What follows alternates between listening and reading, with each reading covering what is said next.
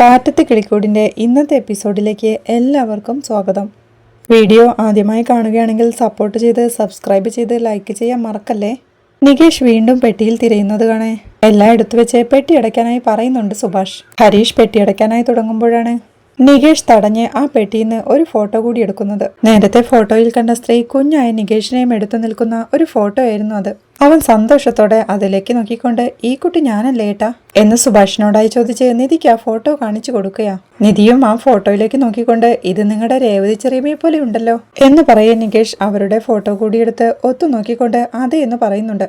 നിധിയും സംശയത്തോടെ സുഭാഷ് ഏട്ടാ ഈ ഫോട്ടോയിലെ ആളെ കാണാനേ നോർത്ത് ഇന്ത്യയിലെ പോലെ ഉണ്ടല്ലോ, നിങ്ങളുടെ അമ്മയുടെ അനിയത്തി എന്നല്ലേ പറഞ്ഞത്, എന്ന് രണ്ടുപേർക്കും ചായ ഇല്ലല്ലോ എന്നവൾ ചോദിക്കേ അതെ ഏട്ടത്തി പറഞ്ഞ പോലെ ഇവരെ കാണാനൊരു നോർത്ത് ഇന്ത്യൻ ലുക്കാണല്ലോ ഏട്ടാ എന്ന് നികേഷും പറയുന്നുണ്ട്. ഇവരുടെ പേര് രേവതി എന്നല്ലേ പറഞ്ഞത്, എന്നിട്ട് കണ്ട ഒരു ഹിന്ദിക്കാരിയെ പോലെ ഉണ്ടല്ലോ, ഇതെന്താ ഇവര് എന്റെ കൂടെ മാത്രം ഫോട്ടോ എടുത്തേ, നിങ്ങളുടെ ആരുടെയും കൂടെയുള്ള ഫോട്ടോ ഒന്നും ഇല്ലല്ലോ എന്നവൻ സംശയത്തോടെ ചോദിക്കുമ്പോഴേക്കും എടാ നികേഷേ നീ ഇങ്ങനെ ഓരോ ചോദ്യങ്ങൾ ചോദിക്കുന്ന എന്തിനാ, പാത്രം നോക്കാനല്ലേ വന്നത്, അത് കിട്ടിയില്ലല്ലോ എല്ലാം എടുത്തു വെക്കേ, വേറെ പണി എന്താന്ന് വെച്ചാ നോക്ക് എന്ന് പറയുമ്പോഴേക്കും ഹരീഷും സുധീഷും പെട്ടി അടയ്ക്കാനായി ശ്രമിക്കുന്നുണ്ടെങ്കിലും നീക്ക് സുഭാഷ് ഏട്ടാന്ന് പറഞ്ഞ് നികേഷ് തടയുന്നുണ്ട്. ആദ്യം മുതലേ ഫോട്ടോസ് കാണുന്നതാണല്ലോ നിങ്ങളുടെ പ്രശ്നം, ഈ ഫോട്ടോസൊക്കെ ഞാൻ കണ്ടാൽ എന്താ പ്രശ്നം, ഇപ്പൊ ഞാൻ ചോദിച്ചതിന് ഉത്തരം പറ, ഇതാരാ ഇത്, രേവതി ചെറിയമ്മയാണെന്ന് ഒരാൾ പറയുന്നു, അവരെ ഞാൻ ഇതുവരെ കണ്ടിട്ടില്ല, ഫോട്ടോ കണ്ടിട്ടൊരു നോർത്ത് ഇന്ത്യൻ ലുക്ക്, ആരാ ഇത്, നിങ്ങളുടെ കൂടെ ഇവര് ഫോട്ടോ ഒന്നും കാണാനില്ല, എന്നാ എന്റെ കൂടെ ഫോട്ടോ എടുത്തിട്ടുണ്ട് താനും എന്ന് നികേഷ് ചോദിക്കുമ്പോഴേക്കും അച്ഛനും അവിടുന്ന് പോകുന്നുണ്ട്. അടുക്കളയിലെത്തുന്ന അദ്ദേഹം ടെൻഷനോടെ ഒരു ബീഡി പുകയ്ക്കാനായി തുടങ്ങുകയാ.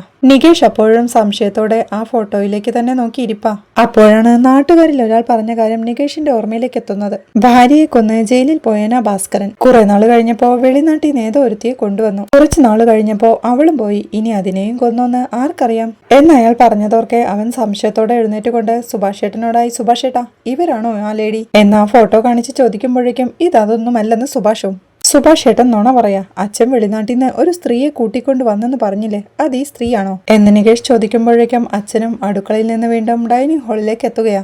അവൻ ചോദിച്ചതിന് ഉത്തരം പറയാതെ എടാ നീ ആ ഫോട്ടോ ഇങ്ങ് തന്നെയെന്ന് പറഞ്ഞ് സുഭാഷ് വാങ്ങിക്കാനായി ശ്രമിക്കുന്നുണ്ടെങ്കിലും ചോദിച്ചതിന് ഉത്തരം പറ സുഭാഷ് ഏട്ടാ എന്ന് നികേഷും.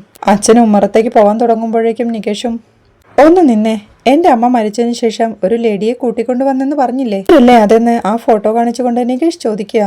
ഇവരെന്താ എന്നെ എടുത്തുകൊണ്ട് നിൽക്കുന്നേ, ഇവരുടെ കയ്യിൽ എന്തിനാ എന്നെ കൊടുത്തത്, എന്റെ അമ്മയുടെ കൂടെയുള്ള ഒരു ഫോട്ടോയും എന്റേതായിട്ടില്ല, ഈ സ്ത്രീ മാത്രം എന്താ എന്നെ എടുത്തു നിൽക്കുന്നത് എന്ന് നികേഷ് ദേഷ്യത്തോടെ ചോദിക്കുമ്പോഴേക്കും അച്ഛനും സുഭാഷിനെ നോക്കുകയാ. സുഭാഷും കൈകൂപ്പി പറയില്ലേ നാങ്ങി കാണിക്കുന്നുണ്ട്. നിങ്ങൾക്ക് വേണമെങ്കിൽ നിങ്ങൾക്ക് ഫോട്ടോ എടുത്താൽ പോരായിരുന്നോ, എന്തിനാ വെറുതെ എന്നെ ഇവരുടെ അടുത്ത് കൊടുത്തത് എന്ന് നികേഷ് വീണ്ടും ചോദിക്കുമ്പോഴേക്കും പറയരുതെന്ന് സുഭാഷും ശബ്ദം താഴ്ത്തി പറയുന്നുണ്ട്. വെളിനാട്ടിൽ നിന്ന് ഒരു സ്ത്രീയെ കൊണ്ടുവന്ന കാര്യം നാട്ടുകാർ മുഴുവൻ പറഞ്ഞു ഞാൻ കേട്ടിട്ടുണ്ട്, ഞാൻ ഇപ്പോഴേ ഇവരെ കാണുന്നത്, ഇവരുടെ കയ്യിൽ എന്തിനാ എന്നെ കൊടുത്തത്, ഈ ഫോട്ടോ കാണുമ്പോ എനിക്ക് കലി വരിക, പറയണം എന്തിനാ ഈ സ്ത്രീയുടെ അടുത്ത് എന്നെ കൊടുത്തത് എന്ന് നികേഷ് ദേഷ്യത്തോടെ ചോദിക്കുമ്പോഴേക്കും അച്ഛൻ വീണ്ടും നടന്നു നീങ്ങാനായി തുടങ്ങുക. നികേഷും തടഞ്ഞ് നിങ്ങളോടാ ചോദിക്കുന്നത്, എന്തിനാ ഇവരുടെ കയ്യിൽ എന്നെ കൊടുത്തതെന്ന് അവൻ വീണ്ടും ദേഷ്യത്തോടെ ചോദിക്കുന്നുണ്ട്. മാറി നിൽക്കണമെന്നും പറഞ്ഞ് അച്ഛൻ വീണ്ടും പോവാനായി തുടങ്ങുമ്പോഴേക്കും നികേഷ് അച്ഛന്റെ മുന്നിൽ കയറി നിന്ന് തടഞ്ഞ് അങ്ങനെയൊന്നും പോവാൻ പറ്റില്ല, ഉത്തരം പറഞ്ഞിട്ട് നിങ്ങൾ പോയാ മതി, ഈ സ്ത്രീ എന്തിനാ എന്നെയും എടുത്ത് ഫോട്ടോ എടുത്തത്, ഈ സ്ത്രീ ജീവനോടെയുണ്ടോ അതോ എന്റെ അമ്മയെ കൊന്നപോലെ ഇവരെയും കൊന്നുകളഞ്ഞോ എന്ന് അച്ഛന്റെ നെഞ്ചത്ത് കൈവച്ച് തടഞ്ഞ് നികേഷ് ചോദിക്കുമ്പോഴേക്കും സുഭാഷും അങ്ങോട്ട് വന്ന്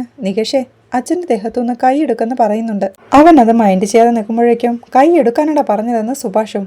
ചോദിച്ചതിന് ഉത്തരം പറയാതെ എന്ന് നികേഷ് പറയുമ്പോഴേക്കും കൈ എടുക്കടാന്ന് ദേഷ്യത്തോടെ പറഞ്ഞ് അച്ഛനും ആ കൈ തട്ടി മാറ്റുകയാ.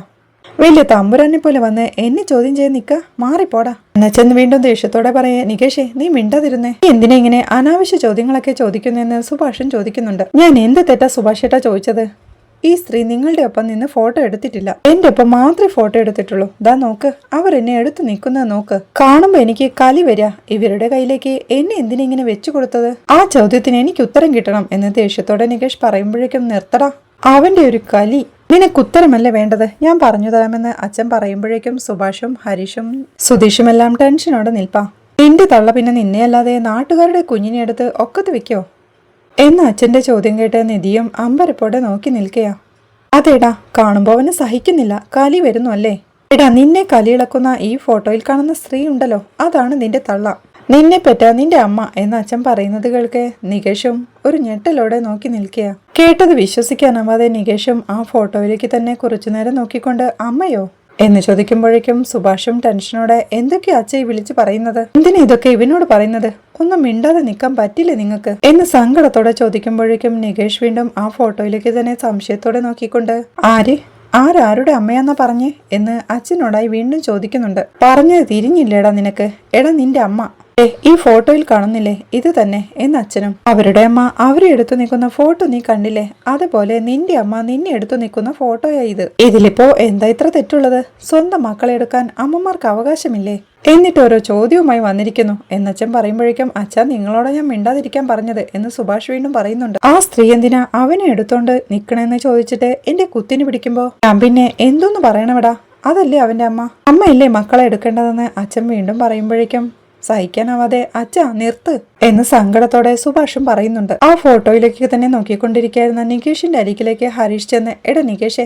വന്നേ എന്ന് പറഞ്ഞു വിളിക്കുമ്പോഴേക്കും വിട് എന്ന് പറഞ്ഞ് വീണ്ടും അവൻ ആ ഫോട്ടോയിലേക്ക് തന്നെ നോക്കിക്കൊണ്ട് നിൽപ്പാ.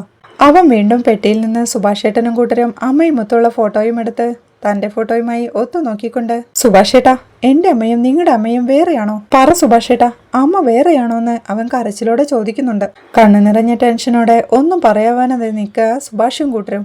അതിന്ന് പറഞ്ഞില്ലേടാ അവരുടെ അമ്മയും നിന്റെ അമ്മയും ഒന്നല്ല, ആ ഫോട്ടോയിലെ 3 പേരുടെ കൂടെ നിൽക്കുന്ന ഒരു സ്ത്രീയില്ലേ ശാന്തി, അത് അവരുടെ അമ്മ, നിന്നെ എടുത്തു നിൽക്കുന്നത് നിന്റെ അമ്മ, മതിയോ, വെറുതെ ചോദിച്ചത് തന്നെ ചോദിച്ച് മനുഷ്യനെ വെറുപ്പിക്കാതെ എന്നച്ഛൻ പറയുമ്പോഴേക്കും അതുവരെ ഒന്നും മിണ്ടാതെ സങ്കടം കടിച്ചമർത്തി നിൽക്കായിരുന്ന സുധീഷും ദേഷ്യത്തോടെ അച്ഛന്റെ അരികിലേക്ക് ഓടിച്ചെന്ന് അച്ഛനെ പിടിച്ചു വലിച്ച് അടിക്കാനായി കൈ ഉയർത്തുമ്പോഴേക്കും സുധീഷ് എന്ന് വിളിച്ച് നിധിയും തടയുന്നുണ്ട്. അവൻ ആ കൈ പിൻവലിക്കുമ്പോഴേക്കും എന്താടാ നിന്റെ കൈ പൊന്തുന്നില്ലേ എന്ന് അച്ഛനും ചോദിക്കുന്നുണ്ട്. നിങ്ങളെയൊക്കെ എന്താ വേണ്ടത്, ആരോടാ എപ്പോഴാ എന്താ പറയേണ്ടെന്ന് ഇത്രയും കാലമായിട്ട് നിങ്ങൾക്ക് അറിഞ്ഞൂടെ, ഒന്നുമില്ലെങ്കിലും ഇത്രയും പ്രായമായില്ലേ എന്ന് സുധീഷ് ചോദിക്കുമ്പോഴേക്കും എന്താ ഞാൻ പറഞ്ഞതിനകത്ത് തെറ്റുള്ളത്, നിന്റെ ഭാവം കണ്ടാ ഈ വീട് ഭൂകമ്പം വന്ന് 2ആയി പിളർന്ന പോലെയുണ്ടല്ലോ എന്ന് അച്ഛനും ചോദിക്കുന്നുണ്ട്. എന്തിനാ അത് ഇവനോട് ഇപ്പൊ പറഞ്ഞെന്നാ ചോദിച്ചേ, ഇത്രയും കാലം അവൻ അത് അറിയാതെല്ലേ ഇരുന്നത്, ഇപ്പൊ അത് പറയേണ്ട ആവശ്യം നിങ്ങൾക്കെന്താ, 2 സ്ത്രീകളിൽ കുട്ടികളുണ്ടായത് നിങ്ങൾക്ക് അഭിമാനമായിരിക്കാം, പക്ഷെ അവനെ അറിയിക്കേണ്ട കാര്യം എന്തോന്നാ എന്ന് സുധീഷ് ദേഷ്യത്തോടെ ചോദിക്കുമ്പോഴേക്കും അവൻ എന്റെ ഷർട്ടിന് കുത്തിപ്പിടിച്ച് ചോദിച്ചത് നീ കേട്ടില്ലേ,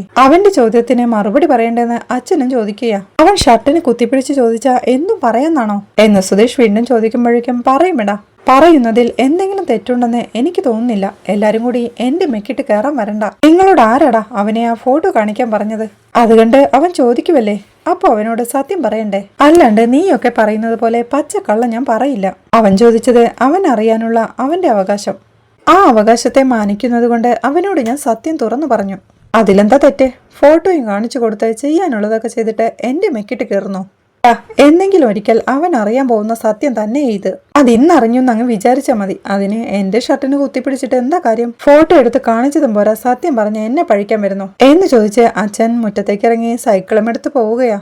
സങ്കടം സഹിക്കാനാവാതെ കൈകൊണ്ട് മുഖം പൊത്തി കരയുകയാ സുഭാഷും. ഫോട്ടോ പെട്ടിയിലേക്കിട്ട് നികേഷ് സുഭാഷ് ഏട്ടന്റെ അരികിലേക്ക് ചെന്ന് സുഭാഷേട്ടാ ഞാൻ നിങ്ങളുടെ അനിയനല്ലേ സുഭാഷേട്ടാ എന്ന് ചോദിക്കുമ്പോഴേക്കും സുഭാഷും സങ്കടം സഹിക്കാനാവാതെ എന്റെ മോനെ ആര് പറഞ്ഞു അല്ലെന്ന്, അവര് പറയുന്നതൊന്നും നീ കാര്യമാക്കാൻ നിൽക്കണ്ട, അവരുടെ സ്വഭാവം നിനക്കറിയാവുന്നതല്ലേ, ഞങ്ങളുടെ അമ്മ തന്നെയാണടാ നിന്റെ അമ്മ എന്ന് കരച്ചിലോടെ അവൻ പറയുന്നുണ്ട്. ഇനിയും എന്തിനാ സുഭാഷേട്ടാ ഇങ്ങനെ ഇരുന്നോണാ, നിങ്ങൾക്കെല്ലാവർക്കും ഈ സത്യം നേരത്തെ അറിയാമായിരുന്നു, എനിക്ക് മാത്രം അറിയില്ലായിരുന്നു അല്ലേ, അല്ല നമുക്കൊരമ്മയല്ല, നിങ്ങളുടെ അമ്മയല്ല എന്റെ അമ്മ, ആരും എന്നോടത് പറഞ്ഞില്ല എന്നവൻ സങ്കടത്തോടെ പറയുമ്പോഴേക്കും എടാ അത് വിടടാ എന്ന് ഹരീഷും കരച്ചിലോടെ പറയുന്നുണ്ട്. നികേഷും കരച്ചിലോടെ എങ്ങനെ വിടാനായിട്ടാ ഞാൻ, അതാണ് സത്യം എന്നവൻ പറയുമ്പോഴേക്കും എടാ അമ്മ വേറെയാ എന്താടാ, ഞങ്ങൾക്ക് 3 പേർക്കും അനിയനല്ലേ, ഞങ്ങൾ 3 പേരും നിന്റെ ചേട്ടന്മാരും അത്രയേ ഉള്ളൂ എന്ന് ഹരീഷും.